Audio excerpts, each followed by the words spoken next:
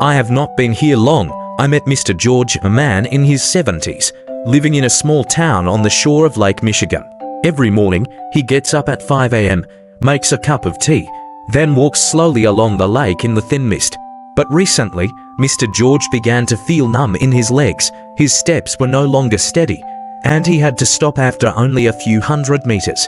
At first, he thought it must be old age, but the truth was not so simple. One morning, standing in front of his house, he sat down on his familiar wooden chair, rubbed his cold knees, and said to me, "I feel like my body is slowing down, like the blood is no longer strong enough to go everywhere." The words calmed me down. George is not alone. There are millions of people like him, living with vague, silent symptoms every day. From numbness in the hands and feet, to pain when walking, or simply feeling cold for no reason.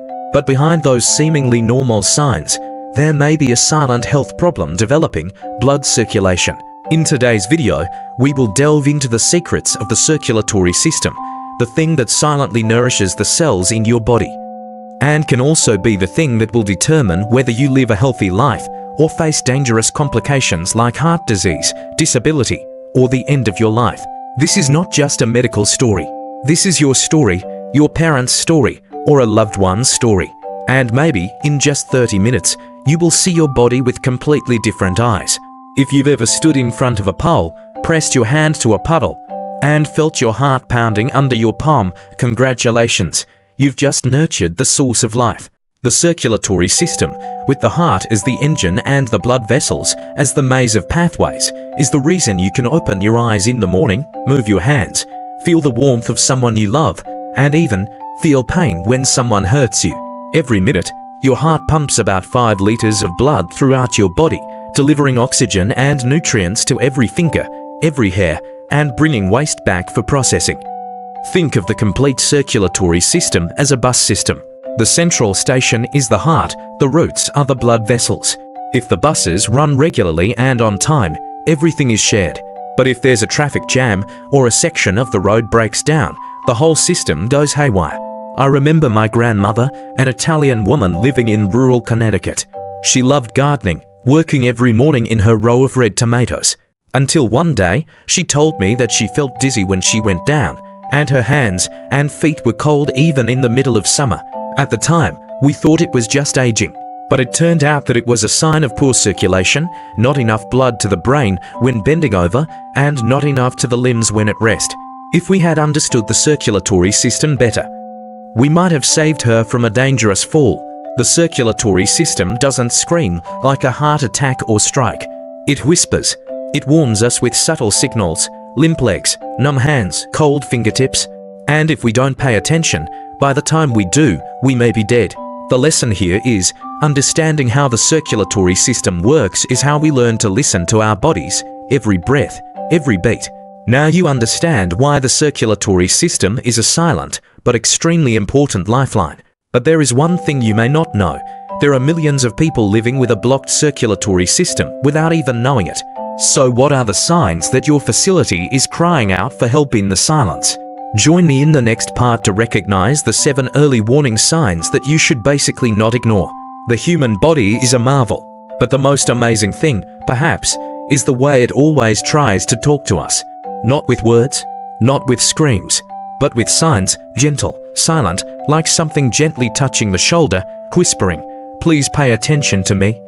The perfect week doesn't always start with a tantrum or an acute condition. Often it comes on silently. You might feel cold hands and feet often, even when the weather is not very cold. Numbness in the fingertips, as if there are pins and needles. Mild dizziness when getting up too quickly. Dry, dull skin, especially on the feet or legs. Slow healing wounds, especially on the legs. Persistent fatigue, even when you get enough sleep. Weak pulses in the extremities. From small signs, it can be surprising if it happens only once. But if you start to see them over and over again, it's time to listen carefully. I once met a woman named Carol, in her mid-50s, who lived in Montana. She worked at her little cakes and prided herself on being a hard worker, never complaining. Carol said she often found her feet cold when she sat for long periods of time, sometimes with unusual aging in her calves. but she dismissed it as baking all day. Then one day, she fell silent as she got up from her chair. Undoubtedly public.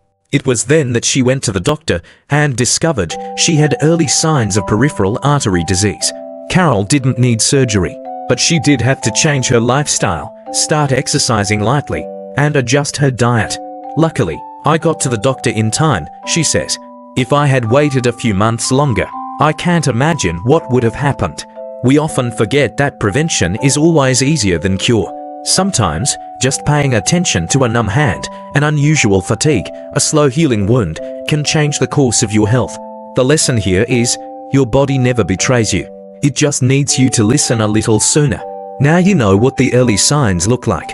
But there's an even more important question. Why does circulation deteriorate in the first place?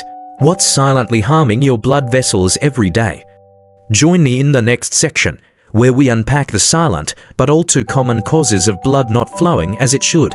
Peripheral artery disease, the silent threat. Not all risks make a sound. There are things that go on silently in your body every day, every hour, that you don't even know about. One of them is PAD, a silent disease, but with very real consequences. PAD, or peripheral artery disease, occurs when the blood vessels in your limbs, especially your legs, become narrowed or blocked by plaque. This reduces blood flow to your limbs. The consequences, at first, pain when you walk. Then comes numbness, coldness, and a purple discoloration of the skin.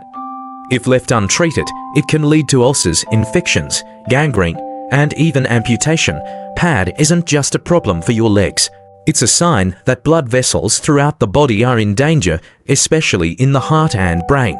People with PAD are at a much higher risk of heart attacks and strokes.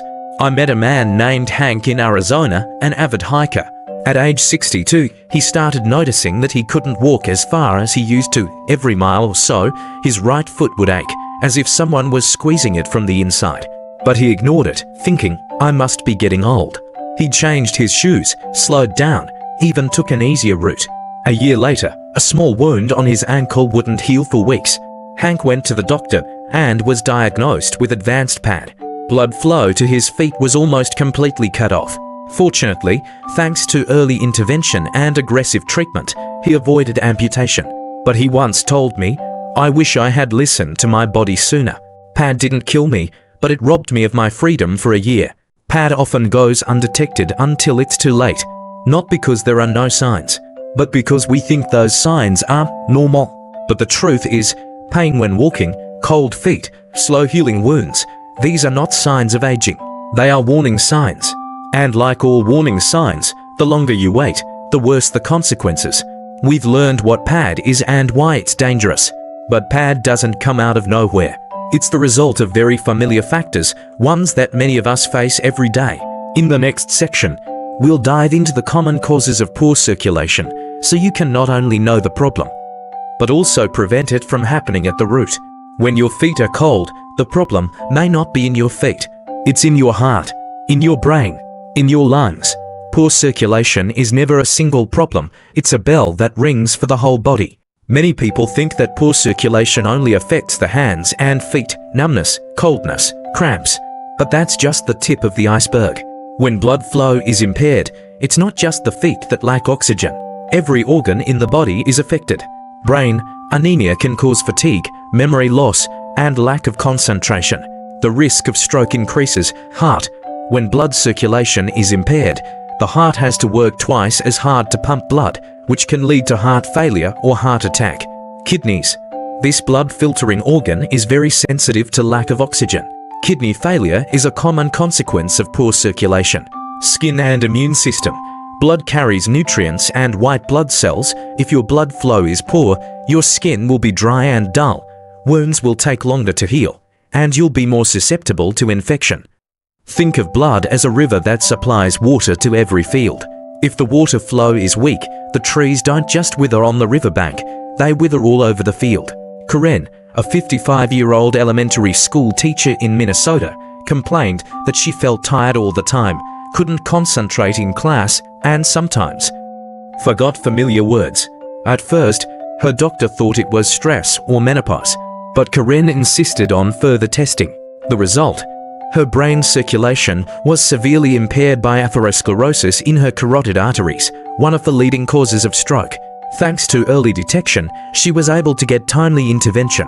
Just a few months later, she said, "I got my energy back. I got myself back." Poor circulation doesn't always knock on the door with obvious pain. It often knocks on the door with persistent fatigue, with cold hands in the summer, with a sore that won't heal. And if you listen to those signals, you can prevent big things from happening. Remember, your body is always talking to you. It's just whether you're listening or not. Now you see, poor circulation doesn't just make you walk slower, it can weaken your entire system day by day. So what's causing all this trouble? What's choking the flow of life in your body? Let's explore the common causes of poor circulation in the next section, so you can start taking control at the root. Nutrition companion, vitamins and foods to improve circulation. Every time you choose what you put in your body, you're choosing to either add to the flow or slow down the pace of your life. There's no magic pill like a plate full of the right food. Your blood is the vehicle, but what you eat is the fuel that determines its speed and efficiency. When it comes to circulation, there are a few key groups of vitamins and minerals that play a key role. Vitamin C helps keep blood vessels healthy, preventing plaque buildup. Vitamin E acts as an antioxidant, helping blood flow more smoothly. Omega-3 south from fatty fish reduce inflammation, reduce blood viscosity, and support the heart and brain. Iron helps make red blood cells, ensuring enough oxygen travels throughout the body. Magnesium and potassium keep blood vessels flexible and blood pressure stable. And don't forget, water. A dehydrated body makes blood thicker, sluggish like a river without rain. Tony, a former truck driver in Georgia, used to live on canned food and soda every day. After experiencing mild chest pain and cold feet at night, his doctor discovered he had high triglycerides and signs of poor circulation. He didn't need immediate medication, but instead recommended dietary changes.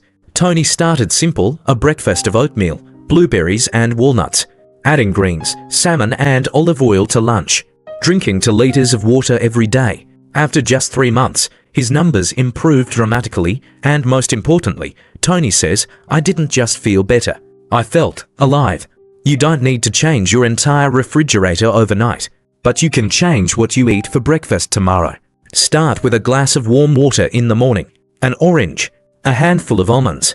Small, repeated choices will nourish your inner flow light, steady, and full of life. But food isn't everything. For good circulation, your body needs to move steadily, flexibly, like a flowing stream. So what are the best exercises to help your circulation, no matter what age you are? Find out in the next section. Movement matters, exercises that keep your blood flowing, lifestyle changes, small daily habits that keep your blood flowing. Happiness doesn't come from big decisions in life. It comes from the little things you repeat every day, like how you start your morning or how you treat yourself. You may have heard, you are what you eat.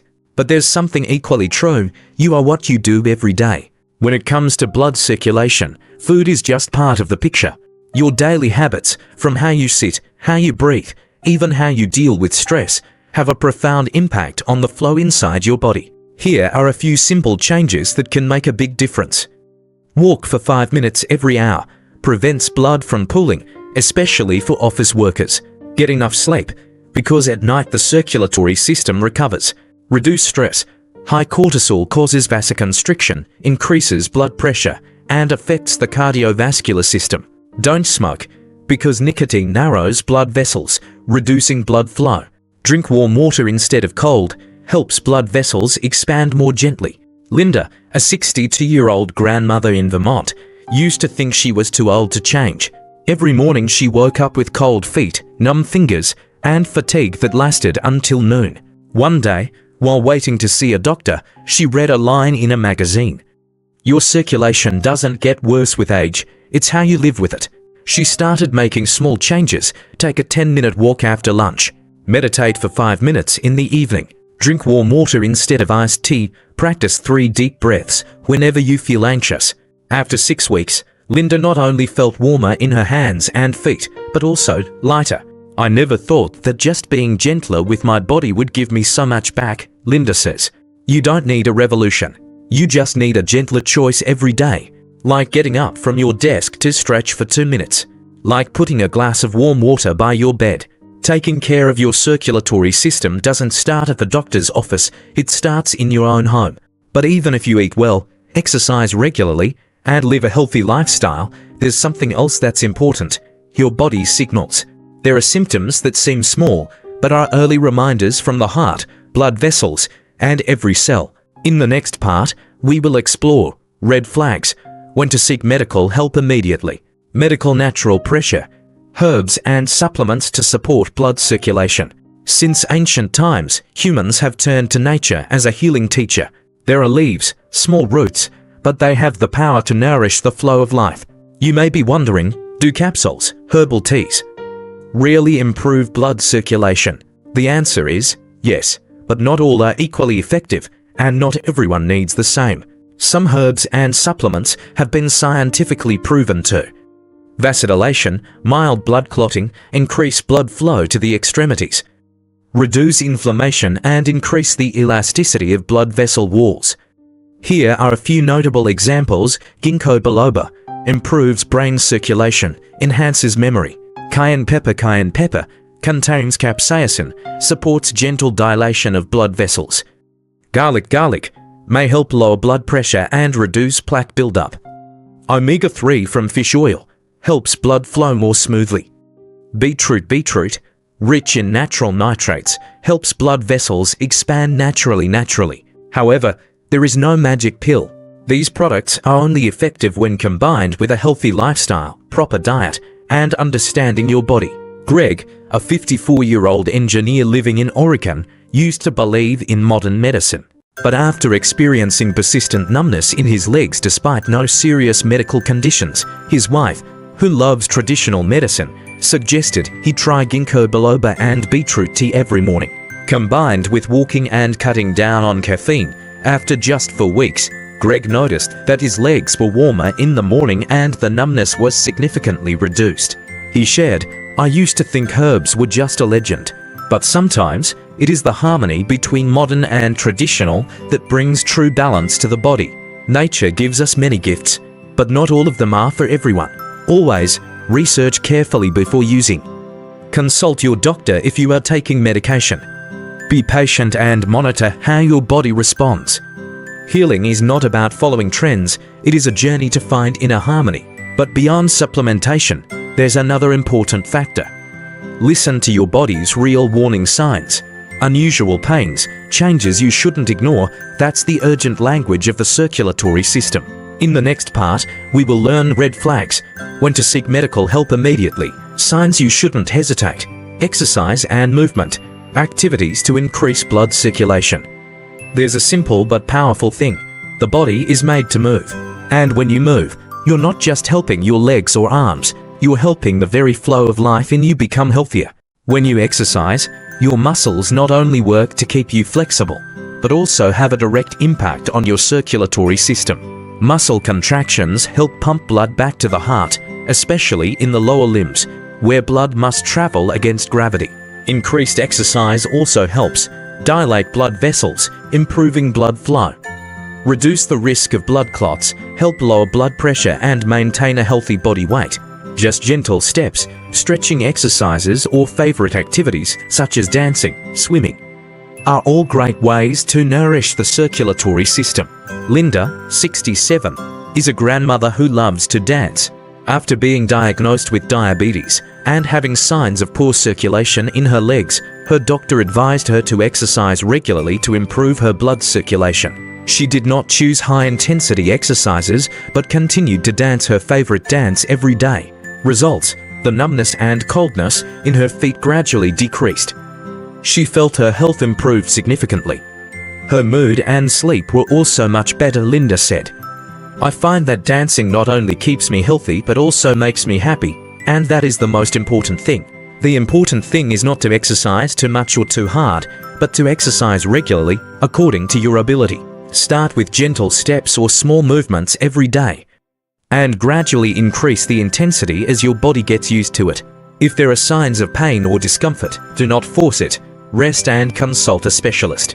Remember that every movement you make is a step toward keeping your blood healthy and fresh. So besides exercise, what else does your body need to maintain good circulation? We've looked at herbs, supplements, and exercise. But there's one more important part: how you take care of yourself through sleep, stress reduction, and emotional management. In the next part, let's explore holistic care, sleep, stress, and emotional balance for circulation health, comprehensive care to nourish life. Sometimes, despite our best efforts, the challenges we face can feel overwhelming. It's important to remember that seeking professional help is not a sign of weakness. It's a brave and necessary step toward healing and growth. Imagine Sarah, a woman in her mid-40s, juggling a demanding career and family responsibilities. Over time, she noticed that the stress and emotional strain were affecting her daily life: sleepless nights, persistent anxiety, and difficulty connecting with her loved ones. After months of trying to manage on her own, she finally reached out to a counselor. That decision changed everything. With professional guidance, Sarah learned coping strategies and gradually regained her balance and peace. Medical and mental health professionals can offer tailored support that goes beyond what friends or family might provide. Therapists, counselors, and doctors can help diagnose underlying issues, whether it's chronic stress, depression, or another condition.